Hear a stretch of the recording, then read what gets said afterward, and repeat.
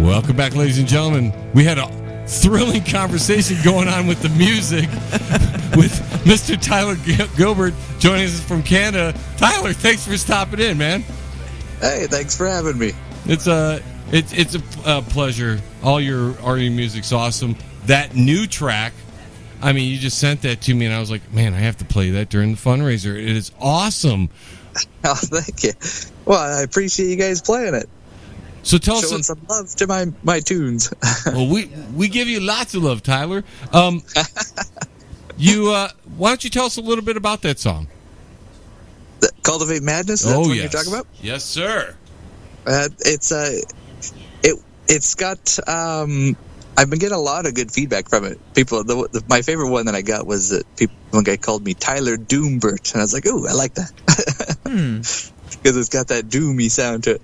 But yeah, it's kind of about like I guess you could say like a cult, and this guy is kind of like trying to escape the cult, and in turn he's kind of losing his sanity because there's a fine line between what he knew was real and what is actually real. So that's kind of what it's about. I have a question now, because this was something that we talked about previously, John and I had brought up about how, you said Doombert, Tyler Doombert.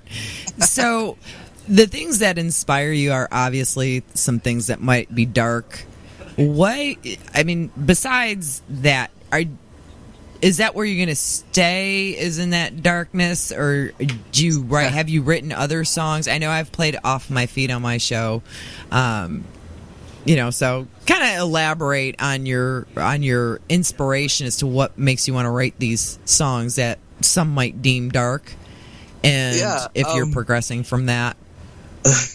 My kind of theme has always been, I've always gravitated towards like kind of darker tones and darker themes of songs, and it just seems to be a natural thing for me. I've tried to write happier songs, but to me they just come off real cheeseball-y and corny, and they just don't sound legit. Well, to me, I don't know.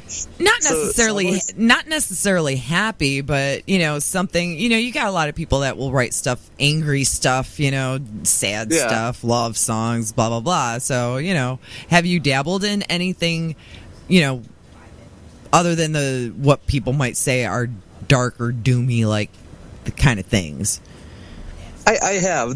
If you go back, it's been a while, but if you go back in my catalog, kind of way back, there's stuff that gets away from the dark tones and dark themes and stuff. But there's not a lot of them. So most of my sound has always kind of dwelled in the darkness and kind of haunting-ish stuff. And it's just a theme that always came easy for me. I'm a Scorpio. My girlfriend reminds me all the time of my weird Scorpio ways, and apparently we are in our heads a lot. So I guess I was always kind of a loner kid and kind of a little hermit, just by choice. I just like to do my own thing all the time. So I guess I spend a lot of time in my head, and I guess that's kind of where it's come from. So you're just letting the demons out to play a little bit through your music. Yeah, that's a good way to put it. I think as a listener, and maybe you can elaborate on this, is your voice leans into the darker sound because of how it's structured and how you sing songs. And I would imagine that as you're singing something, when you're writing, you're like, well, it's kind of going to go that way because that's where your voice is at. Yeah, I do agree with you on that. And I think for a lot of artists, it's kind of that way. I know people don't really talk about that a lot, but I do think there's more to that than people realize. Just the natural way that someone sings or someone plays, I think, has a big impact on the way that their songwriting and the way that their songs come out. And and again too, like my influences are like Sabbath and Black Label Society and Ozzy and stuff. So that also too played a big part in how my sound would come out too. Yeah, he's got the 666 all over his he's got like carved into his arm. I'm just kidding. I like Black Label Society. That is a good inspiration right there. Definitely. Yeah, Zach and Dimebag were like they're my all-time favorite guitar players. So I hope that those shine through in my music at some points in time. Maybe not all the time, but hopefully they're in there somewhere. Superman I like Superman too. I got that one from you. Yeah, I like that one. I like them all, actually. You know, like I said, Off My Feet is really cool. It's pretty much, when I listen to Off My Feet, it's kind of reminds me of like 2020. You know, like how people felt. Yeah, I got with the lyrical theme, I got kind of political, maybe not so much political, but kind of confrontational in the lyrics on that one. Yeah, I guess I was having a bad day. No, that's a good one, because I think that a lot of people can relate to that one a lot. I mean, it's I'm going to be quiet. I just like it. So no, it's a good track. And when you were talking about dark, one that I thought wasn't dark for you, Tyler, was Electric. It's still thriving. Yes, and that's what you won the Banger Music Awards a few years back on. That's true. Yeah. That one doesn't. It is kind of away from the kind of the dark themes and stuff. It's just like a good solid rock tune. Yeah, that one. I did it. I made one that's not so damn dark. It's awesome, though. It is awesome. But, you know, like I said, I mean, I just had to ask that question because we were talking about that. And then, of course, you mentioned the Doomberg thing. So, you know. A light bulb hit my head. I'm like, she's going to ask the question right here. I knew it was coming. Yeah, because he looked at me and I'm like, okay. But take it away, Candy. You know. So you've got a new album you've been working on as well. Am I right? I do. Yeah, it hits stores November 20th. It's titled "Kill the Magic," and there's a whole story behind that. Well, tell us the whole story. We got time. Okay, I didn't know how much time we had. We got plenty of time for you. Well, you guys would probably know this too. Anyone that's like pursuing like a dream that they have, especially in the music world, that's how I can relate to it. As a musician, there's a lot of lulls and low points, and it's like there's high points and then you hit low points, and it's kind of all about that. So like what Kill the Magic is referring to is like when you start out making music and you start out kind of like in the basement, you're writing songs and you got these big dreams and big aspirations, and then eventually, maybe it doesn't happen to everyone, but it kind of wears off, and then you start to see how in a lot of ways it's very unglamorous and unappreciative the music industry can be, and it can be soul crushing to say the least. So this was kind of a point on that. So the album cover features the cover artwork has a magician's hat, and there's kind of like the rabbit jumping out and there's playing cards and stuff. And on the one side he's got his magic wand thing, and on the other side there's a grenade. So it's kind of, he's in the moment of contemplating whether he should blow up basically his career, like stop his career or continue it. And that's I feel I can relate to that in a lot of ways as a musician, because it's like a lot of times when you're not doing so well, it's like, oh well, maybe I should just quit this whole damn thing.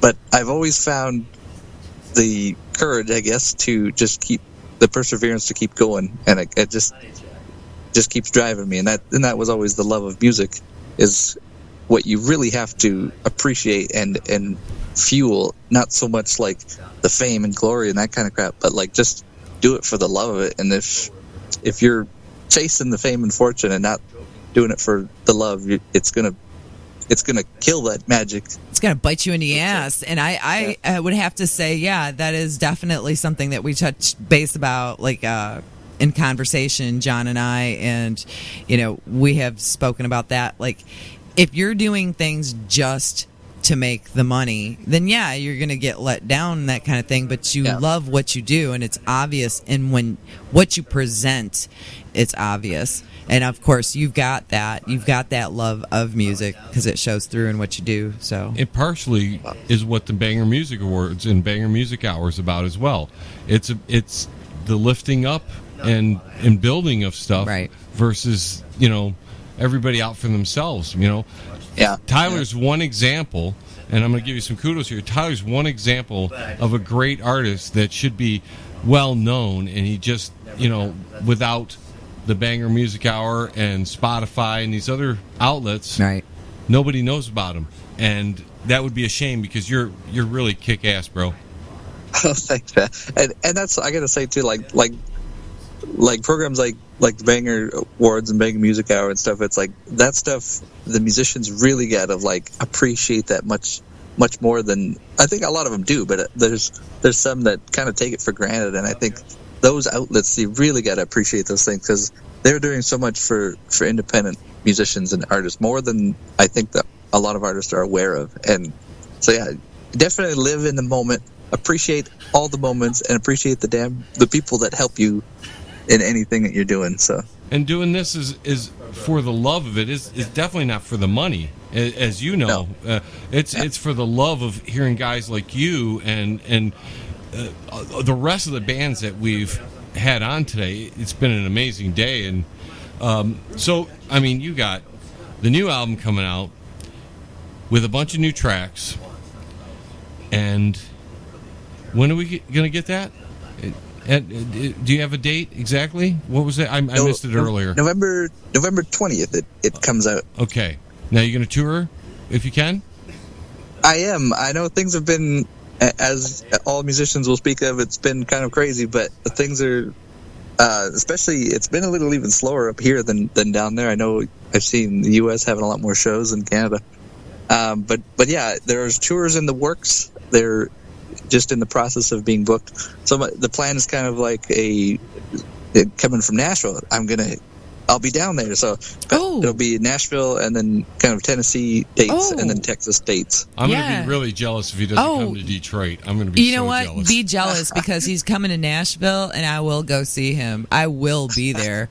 So I love Nashville. I played there a couple times and I've visited there too, just like off tour and stuff, and Nashville's just a cool place. Yes, it is. There's always something going on in Nashville. Yeah. It's awesome. I love it. And yeah, I'm gonna have to keep tabs on you because the next time you come down, I will be seeing you down there. So well, sounds good. I'd love to meet you.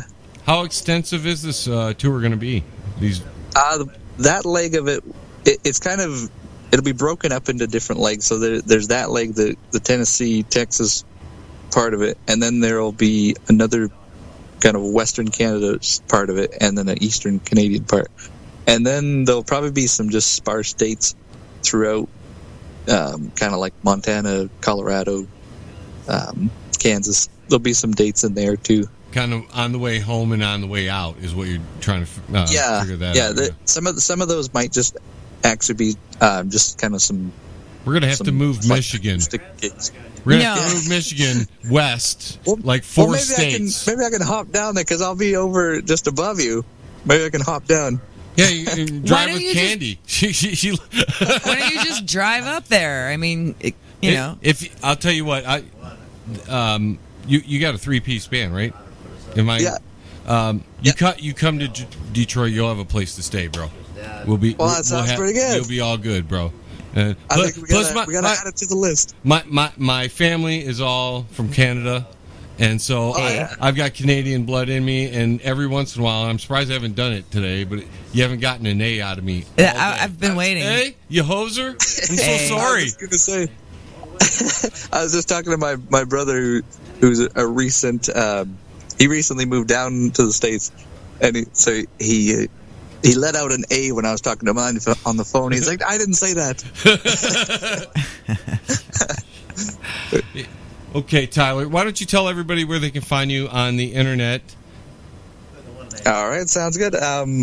Everything is on my website, tylergilbert.net.